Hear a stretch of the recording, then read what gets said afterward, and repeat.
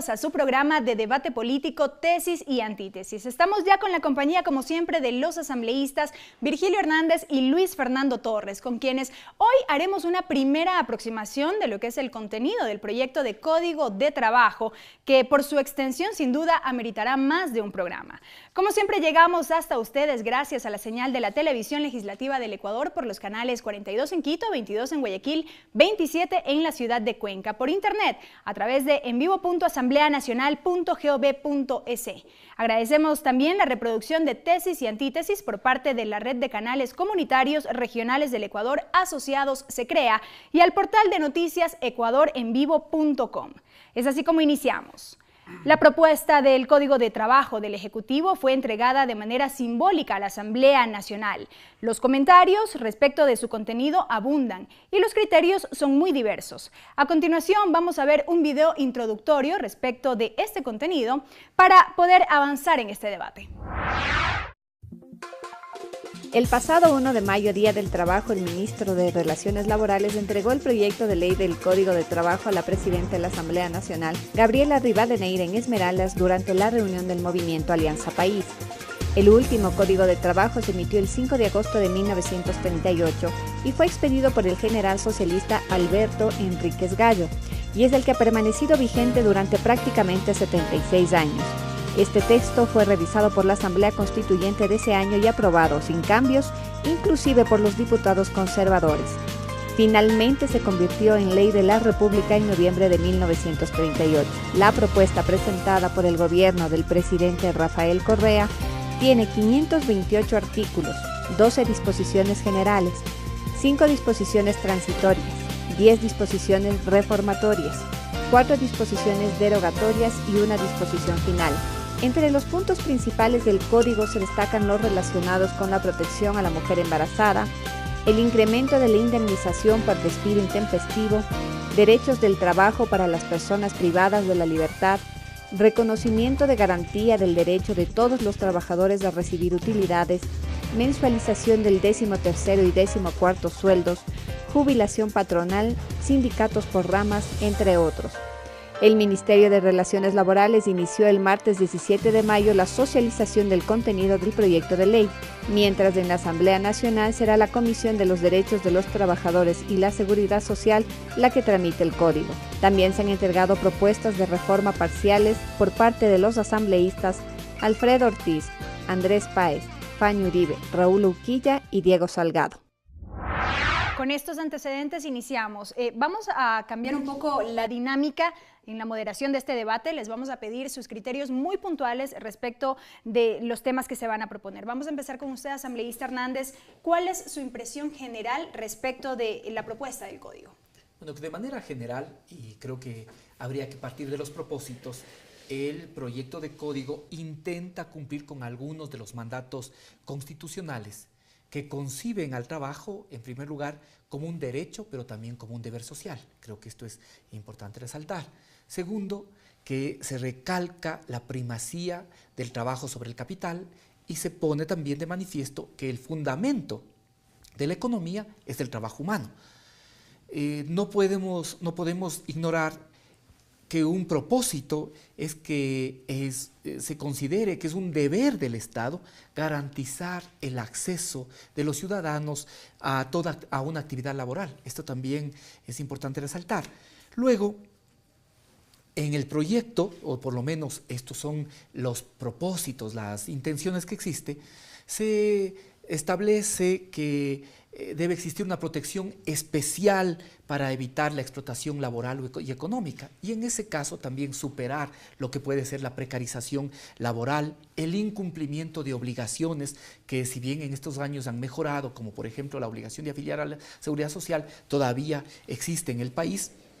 Lo mismo que se establezca y se sancione el fraude, la simulación, el enriquecimiento ilegal que también puede darse a partir de la explotación laboral. Y por último, creo yo también que es fundamental señalar que el proyecto de código se inspira precisamente en los objetivos del Plan Nacional del Buen Vivir, que pretende sobre todo incorporar nuevas formas de trabajo y velar por los derechos de los trabajadoras y trabajadores del Ecuador, asegurando relaciones bilaterales y dignas, directas, que sean beneficiosas tanto para quien contrata como también para quien presta su fuerza de trabajo. Y el Estado en eso cumple una función de regulación. De tal manera que hay buenos propósitos, hay que ver cómo logramos debatir para que esos buenos propósitos se cumplan. Gracias. Recordamos a nuestros amables televidentes y radioescuchas que este primer bloque dentro del programa tienen 2 minutos cada uno para exponer sus criterios. Avanzamos con usted, asambleísta Torres, su impresión general. Del 100% de la población económicamente activa, tan solo un 50% tiene empleo y trabajo. El 50% restante o está desempleado o simplemente está subempleado. El código que ya se discute de alguna manera en la Asamblea está pensando en cómo garantizar empleo, trabajo para aquellos que ahora son subempleados o desempleados, o está pensando en cómo asegura más a aquellos que ya tienen un empleo. Definitivamente el código no piensa en ese 50% de ecuatorianos en capacidad de trabajar que ahora no trabajan o simplemente realizan tareas que normalmente se califican como aquellas correspondientes al subempleo. El código, mientras más inflexible es en la relación laboral, menos posibilidades da para que haya inversión y generación de empleo y trabajo. Cuando resulta que aquellos que tienen trabajo se aseguran más, los que están fuera sin trabajo no pueden entrar a la órbita del trabajo. Y de lo que he podido ver, el proyecto de código tiene de lo uno y de lo otro. En unos temas es sumamente inflexible, en otros es más flexible. Por ello es que algunos empresarios han dicho que les parece bastante bien alguna parte del código. Otros, como los artesanos, por ejemplo, están preocupados porque resulta que un artesano con este código va a tener muchísimos problemas para mantener en operación su taller artesanal. Así que tenemos de lo uno y de lo otro. Creo que a los grandes empresarios les gusta mucho el código. Va a haber una sindicalización por ramas, contratos colectivos por ramas, que claro, a las grandes empresas y grandes negocios les beneficia y a los pequeños emprendedores y empresarios les perjudica. Por eso yo quiero, alrededor de este código, hablar en nombre de los artesanos, de los pequeños empresarios, de aquellos que van a ser víctimas de una legislación exageradamente inflexible. Gracias. Asambleísta Hernández, uno de los puntos que plantea este Código de Trabajo es la sindicalización por ramas y no un sindicato único. Sí, a ver, en primer lugar, señalar o plantear alguna observación respecto de lo que ha señalado Luis Fernando. Creo que hay que partir de un acuerdo básico, y ese acuerdo básico es que no puede ser que utilicemos como argumento el mantener la inversión o el mantener las fuentes de trabajo, si es que eso implica no cumplir con algunos elementos fundamentales de la ley. No creo yo que en este momento, por ejemplo, deberíamos poner en cuestión la seguridad social.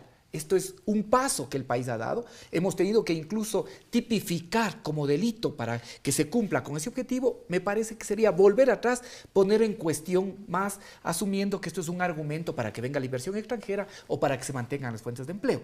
Lo mismo.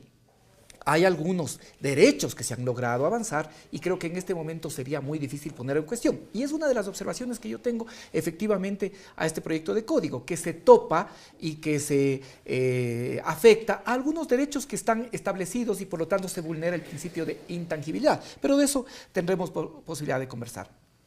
A ver, creo que es importante señalar que hay necesidad de un nuevo código. Y hay necesidad también de mirar las relaciones laborales en el contexto del pleno siglo XXI. Los procesos de sindicalización por rama aquí pueden ser nuevos y pueden inclusive sorprender, pero está vigente en muchos países desde hace muchos años la sindicalización. ¿Y qué es lo que ha permitido? Precisamente amparar a quienes hoy están desprotegidos. Si uno ve, las tasas de sindicalización en los últimos años han ido disminuyendo. ¿Por qué? 15 segundos. Han ido disminuyendo. ¿Qué es lo que se busca con eso? Permitir que aquellos que no pueden constituir una propia organización sindical puedan hacerlo a través de que se agremie el conjunto de esa rama y por lo tanto tengan de igual tratamiento, iguales beneficios todos los trabajadores de esa rama de trabajo. Gracias. Asambleísta Torres, ¿sindicalización por ramas o sindicato único? Bueno, En los artículos 272 y 467 de este anteproyecto de código se regula lo relativo a la sindicalización por ramas de trabajo y a la obligatoriedad de los contratos colectivos negociados por estos sindicatos de rama que van a obligar en toda la rama. ¿Cuál es la preocupación? Que un sindicato por rama negocia con una gran empresa un acuerdo, un contrato colectivo. Y resulta que ese contrato colectivo se va a aplicar también al negocio más pequeño. Con los grandes nada pasa, porque tienen ventas, tienen utilidades, pueden sortear los problemas muchas veces de liquidez, porque es cuestión de que llamen al banco, a la entidad financiera, y les hacen la transferencia correspondiente, y pagan, y luego calculan qué van a vender después. ¿Y los pequeños? ¿Cómo van los pequeños a someterse a ese tipo de contratación colectiva por ramas? Pensemos entonces en los pequeños y en los medianos, que son los principales generadores de fuente de empleo y de trabajo. ¿A qué vamos a llegar? A que básicamente esos negocios tengan que cerrar o tengan que vender a los grandes. Y vamos a una economía de concentración básicamente empresarial, donde se paga bien, por supuesto, pero donde no hay lugar para el pequeño empresario, para el artesano, para el mediano. Está bien que existan grandes negocios, pero hay que, de alguna manera, tener un sentido frente a la diversidad en cuanto a las condiciones económicas de unos y de otros. A mí me parece sumamente perniciosa en el Ecuador la sindicalización por ramas y sobre todo la obligatoriedad del contrato colectivo que negocie el sindicato mayor con la empresa indudablemente mayor y más grande, porque si son condiciones altamente ventajosas para los trabajadores de esos sindicatos, no va a ocurrir lo mismo con el empresario pequeño que no va a poder pagar esos mismos beneficios. Gracias. Amigos y amigas, nos estamos adentrando un poco en el contenido del proyecto de Código de Trabajo que socializó de alguna manera el Ejecutivo a la Asamblea Nacional. Es tiempo de una primera pausa aquí en Tesis y Antítesis. No se vayan.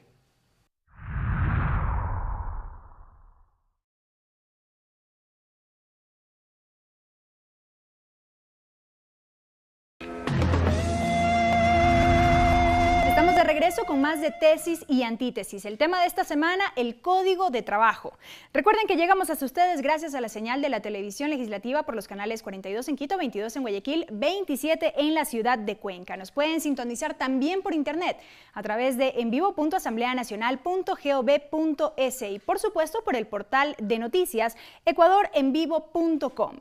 Un tema que sin duda ha causado expectativa, preocupación entre los ciudadanos tiene que ver con la mensualización de los décimos. De esto se ha venido hablando en los últimos meses y está contemplado en este proyecto.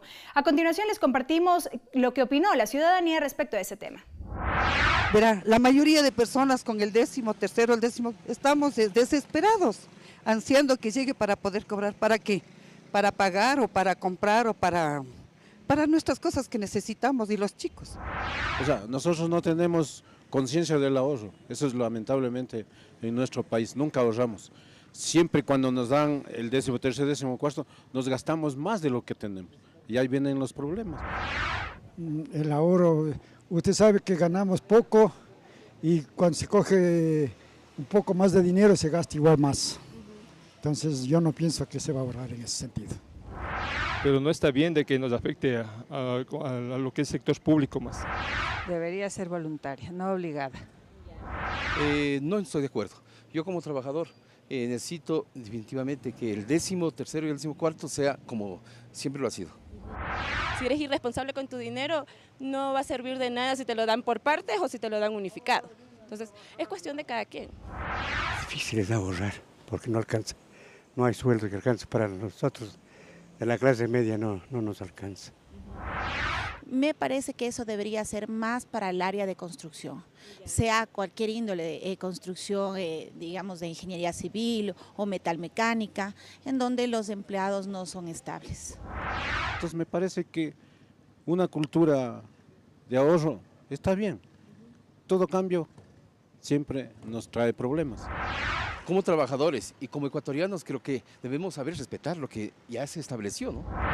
Asambleísta Hernández, en 2 minutos su criterio sobre este tema. Sí, muy rápidamente quiero decir también que efectivamente hay que cuidar que la sindicalización por rama no afecte o no lleve a un proceso de monopolización, pero al mismo tiempo hay que estar pendientes de que los trabajadores de la misma rama que realizan el mismo trabajo puedan tener la misma remuneración. Sobre el tema de la mensualización, en primer lugar, señalar que es una propuesta, que solo es un planteamiento que en primer momento el presidente ha dicho que no está sujeto a discusión, el ministro ha señalado que todo está efectivamente puesto para el debate y creo que así habría que asumirlo. Ha señalado también que básicamente son razones macroeconómicas las que obligarían a que en el sector público sea obligatorio y que en cambio, y esto es importante reiterar, en el sector privado será voluntario. Por lo tanto, será cada uno de los trabajadores el que decida si quiere que su décimo se mensualice o se pueda recibir de manera íntegra. En el sector público, hasta ahora, tal cual está el planteamiento, es que sea de carácter obligatorio por temas macroeconómicos. Yo creo que es un tema que hay que debatir. Aquí hay propósitos loables. Es loable que se construya una cultura de ahorro, por eso me parece que además se establece que sea obligatorio para el sector público, porque en el sector público la remuneración, el promedio de la remuneración es un poco más alta que lo que hay en el sector privado y lo que está establecido como remuneración mensual unificada.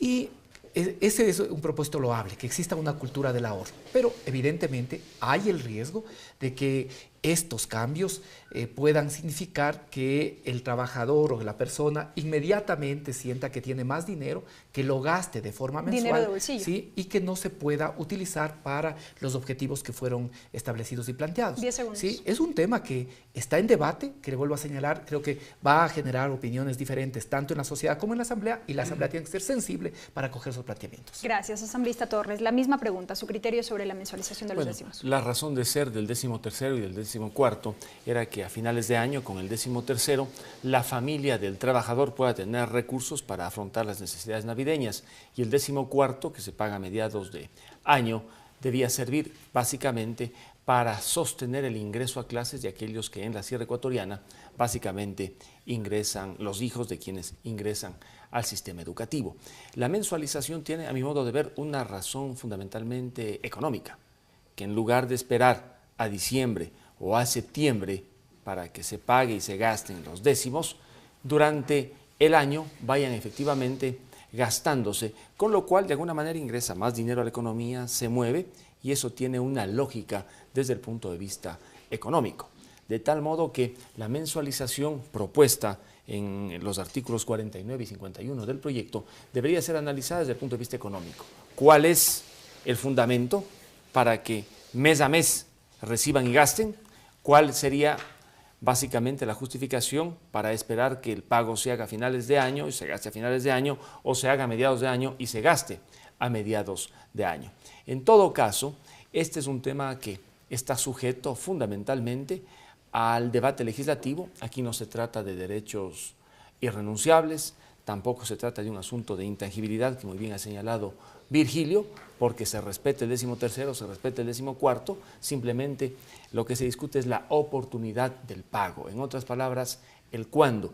Yo soy partidario que el pago se lo haga en diciembre o en septiembre, porque el trabajador, con lo poco que muchas veces recibe, si va mes a mes a tener su ingreso mensualizado y va a gastarlo, llegará a diciembre, llegará a septiembre sin un dinero que, sin ser pues digamos cuantioso, sí le permite afrontar cierto tipo de necesidades. Gracias, asambleísta. Asambleísta Hernández, otro elemento importante que se contempla dentro del proyecto tiene que ver con esta propuesta de modificar las causas permitidas por una huelga. A ver, es importante reiterar que el derecho a la huelga es un derecho que está consagrado, por lo tanto no se puede afectar la vigencia y la existencia de ese derecho. ¿Qué es lo que se está haciendo? Y esto también, yo vuelvo a señalar, está sujeto a debate. Se están estableciendo las condiciones en torno a las cuales puede declararse la huelga. En primero, si después de notificado el empleador con el pliego de peticiones, con el pliego de reclamaciones, despide o desahucia. Segundo, si el empleador saca maquinaria, con lo que se queda claro, manifiesta el objetivo de que no tiene interés en seguir desarrollando esa actividad. Tercero, si la o el empleador no contesta al pliego de reclamaciones, y si habiendo sido requerido la o el empleador por el Ministerio de Relaciones Laborales, no pagar la liquidación o indemnización. Es decir, se establecen con claridad las causas. Hay que analizar, en este momento, adicionalmente, hay otras causas que están contempladas en la legislación laboral, sobre todo que tienen que ver con las consecuencias de una situación fallida en los procesos de conciliación. Me parece a mí que esto es importante o que debería considerarse como una causa más para que pueda declararse la huelga. Creo que adicionalmente, y relacionado con el tema anterior, es importante establecer que el derecho a la sindicalización y por lo tanto a la declaratoria de huelga es un derecho de los trabajadores. Por eso me parece que no es adecuado que en el proyecto de código se establezca la posibilidad también de sindicatos de los empleadores. Los empleadores tienen, pero en primer lugar, tienen o son la parte más fuerte en la relación laboral.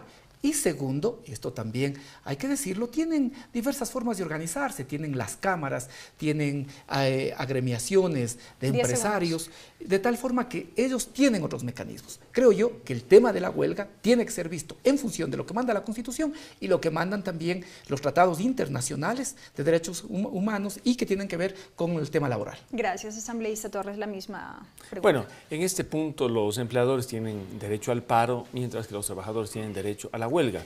Este derecho a la huelga no es absoluto. No cabe que bajo el pretexto de declarar la huelga se paralice la provisión de un servicio básico o esencial. En el sector público o cuando se trata de un servicio público impropio que lo da el sector privado, que bajo el pretexto de una huelga simplemente el prestador privado deje, diga usted, de entregar agua potable a una ciudad, si es que ésta se entrega vía concesión. De tal manera que no es un derecho absoluto. En el código, un tema que se trata y que es importante es si declarada la huelga, paralizada, digamos, la actividad de la empresa que no tiene a su cargo estas actividades esenciales, pueden los trabajadores o deben los trabajadores permanecer al interior del centro de producción. No hablemos necesariamente de una fábrica, porque ahora existe pues algunas otras formas de creación de productos, aquellos intangibles. Pues uno de los temas interesantes que el código permite debatir es el hecho de que, declarada la huelga, suspendida la actividad, los trabajadores no necesariamente permanezcan al interior del lugar de producción. No tiene sentido, no tiene ningún sentido. En esas condiciones se regularía de mejor manera el derecho a la huelga. En todo caso, existe jurisprudencia internacional y nacional a nivel constitucional sobre el sentido mismo de lo que se conoce como el núcleo duro de este derecho. Hay alguna sentencia de la Corte Constitucional Ecuatoriana que señala que el derecho a la huelga, entre otras cosas, debe provocar en ciertas circunstancias la paralización de la actividad económica. De lo contrario, el derecho a la huelga no surte ningún efecto. Lo que tiene el Ecuador con esta nueva legislación es que salir del extremo. Un país que necesita trabajar, moverse, inversión, un derecho a la huelga ilimitado, es peligrosísimo a la hora de invertir y generar empleo y trabajo. Gracias. Amigos y amigas, mensualización de décimos y causas permitidas para una huelga son otros elementos que hemos abordado en este segundo bloque a propósito del Código del Trabajo. Es tiempo de una nueva pausa, enseguida continuamos.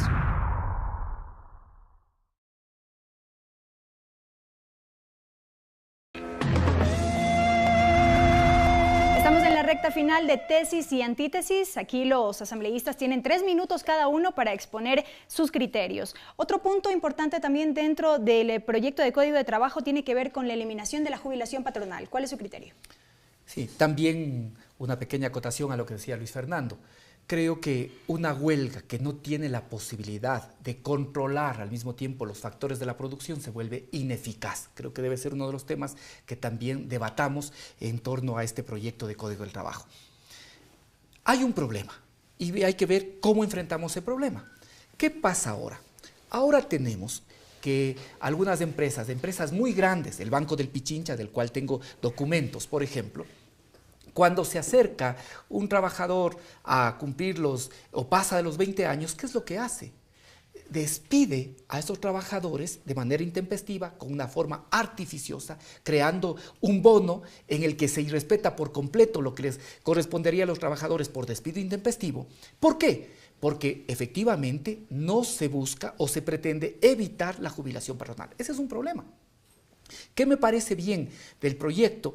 ¿Qué es el aspecto positivo? Que ahora en el proyecto se considera los años efectivos que han tenido esos trabajadores, que pueden ser despedidos con 19 años, en el caso que les menciono, el Banco del Pichincha, son trabajadores que han sido despedidos después de 23 años de trabajo. ¿sí? 23 años de trabajo. Entonces, y prácticamente se ven imposibilitados de acceder a la jubilación patronal e incluso de acceder proporcionalmente a lo que les habría correspondido. El establecer una gradación por años me parece que es un elemento que valora los años que efectivamente ese trabajador laboró. Ahora, hay que mirar y ver si es que, en primer lugar, el tema de la jubilación patronal que fue establecido antes de la existencia de la seguridad social, en este momento sigue siendo eficaz y responde a los objetivos que se pretendía, asegurar que los trabajadores, luego de concluidos esos años, puedan tener una vida digna. Segundo, hay que mirar qué resulta más adecuado, si un bono que permite tener unos recursos acumulados o si recibir cantidades que siempre son mínimas, que son las que en este momento se tienen por parte de, o como jubilación patronal. Y otro elemento que es importante mirar es si es que todos los sectores efectivamente están en condiciones de establecer esa bonificación después de que un trabajador se jubila, ¿sí? Ahí hay que mirar, por ejemplo, qué pasa en el sector artesanal, qué pasa con trabajadores agrícolas. Creo que son temas que hay que mirar en el debate. Hay aspectos positivos, como los que señalo, 20 segundos. ¿sí? Que se valora cada uno de los años de trabajo. Hay otros temas que efectivamente tienen que ser analizados y revisados. Creo que el código tiene aspectos importantes, tiene aspectos valiosos. Por mencionar uno, por ejemplo, se establece de 12 a 15 semanas el tema de maternidad. Hay múltiples elementos positivos, pero hay otros que están y tienen que seguir siendo debatidos. Gracias, asambleísta Torres. Mismo tema, eliminación de la jubilación patronal. Bueno, la jubilación patronal debió haber terminado en 1963. En el 37 se discute y se aprueba el código y se estableció que aquellos trabajadores que laboraran en una misma empresa por 25 años tuvieran derecho a la jubilación patronal. Y como dice Virgilio, se adoptó la jubilación patronal porque en ese tiempo no había el sistema de seguridad social que ahora conocemos, pero sí existe la seguridad social. Indudablemente que la jubilación que entrega el Seguro Social sustituye o debe sustituir a la jubilación patronal. En el artículo 261 del proyecto se habla de la bonificación por terminación y el Fondo Global de Jubilación Patronal, que está, digamos, interesante en cuanto al mecanismo. Habrá que discutir los montos, los porcentajes y los años para ver si no es una carga demasiado onerosa para el empleador. ¿Podrán todos los empleadores pagar este Fondo Global de Jubilación Patronal? Lo dudo, porque en una economía donde las ventas no son tan intensas como en otros lugares, resulta muy difícil que un empleador pueda afrontar esta erogación final. Pero más allá de lo que señala este artículo, a mí me preocupa otro relacionado con la presunción de existencia de relación laboral prevista en el artículo 29. Esta presunción no existe en la actual legislación laboral. Es una presunción de derecho. Por ciertas circunstancias, alguien puede demandarle a un empleador diciéndole: yo tengo relación laboral con usted. Van al juicio y le corresponde al empleador desvirtuar o, como se dice, destruir esta presunción de derecho, lo cual no es fácil. Me parece que la redacción del artículo 29 sobre la presunción de relación laboral es demasiado ambigua y va a prestarse para el inicio de una serie de procesos laborales por parte de aquellos que, sin haber sido empleados o trabajadores, en un momento dado quieren aprovechar las circunstancias y finalmente le demandan a quien no fue su empleador. Y el otro tema preocupante es el que tiene que ver con los artesanos, que ahora deberían inclusive entregar utilidades a sus operarios. En la provincia de Tungurahua, los artesanos del calzado, de la metalmecánica, de los textiles, forman parte de un sector muy dinámico en la generación de empleo y trabajo, pero son talleres artesanales muy pequeños, que tienen que competir con los productos importados, prácticamente una economía abierta para ciertos productos. Imaginémonos lo difícil que va a ser para ellos, al final del día, inclusive pagar utilidades como cualquier otro empleador. Hoy por hoy, el artesano no tiene las mismas condiciones que el empleador sujeto al Código del Trabajo. En la nueva legislación se los coloca al mismo nivel, 15 segundos. Desconociendo cuál es la importancia de los talleres artesanales y de los artesanos precisamente en la generación de empleo y trabajo. Como ese, el Código tiene muchísimos errores que perjudican a los pequeños y medianos empleadores y generadores de riqueza y empleo en el país. Gracias, asambleísta Torres, asambleísta Hernández. Gracias, amigos y amigas. Ustedes han podido escuchar estos primeros criterios. Recuerden que la síntesis la sacan ustedes. El video de este debate lo pueden revisar en nuestro canal de YouTube y en la página de Facebook del programa Tesis y Antítesis. Este programa se reproduce por la señal de la radio de la Asamblea Nacional los lunes a partir de las 8 de la mañana y se difunde por la red de canales comunitarios regionales del Ecuador asociados SECREA y también por el portal de noticias ecuadorenvivo.com. Hasta la próxima ocasión.